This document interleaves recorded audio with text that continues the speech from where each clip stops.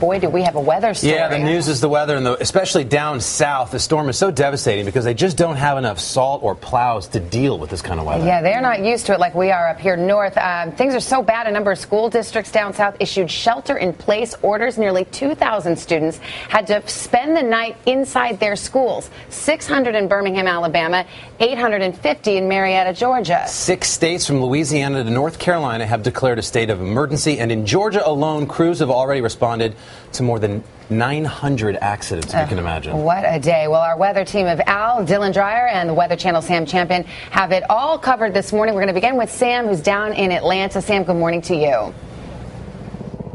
Good morning, Savannah. And it is every state in the southeast that was affected by this winter storm, Leon. Let me just show you here in Atlanta what the scene is like in most of the south. The snow stopped at about 8 o'clock last night, but this morning, take a look at the interstate. We're on the 17th Street Bridge here in Atlanta. All of those trucks are pulled off the side of the road. There are actually cars that are still abandoned on interstates. Then let me show you this. As I walk across the sidewalk here, take a look at the snow that's packed here. It's not a lot of snow, but it's all still on the ground. And the roads are even worse. What looks glazed and shiny right there in the middle of the road surface, that is ice. It's not a thick layer of ice, it's a thin layer of ice, but it's still on the roads, and it's not just the roads in Atlanta, it's the roads throughout the south. Snow and icy roads paralyzed Atlanta after the quick onset of a midday storm that, even though well forecast, took the city by surprise.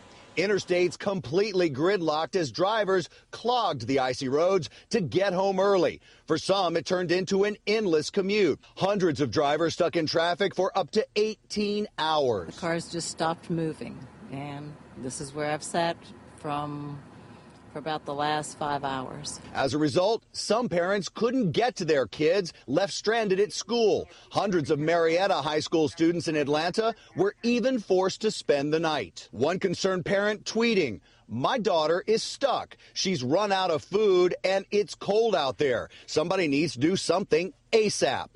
Georgia's Governor Nathan Deal addressing the issue. We have several major areas of concern because some of the schools had not released their students early enough. The same thing happening in other southern states. Look at Hoover, Alabama, where dozens remained in school overnight. Let them have some technology time. We've also encouraged them to do their homework. And more trouble on the roads. In Jackson, Mississippi, an 18-wheeler on its side. In Alabama, a truck jackknifed on an icy bridge, shutting it down. Hundreds of accidents and abandoned cars. Up to 50 million feeling the rare winter blast, conditions that some area of the country wouldn't think twice about, now causing the South to nearly shut down. The reason? Fewer resources to cope with the snow and less experience driving in it. Not something that we see very often.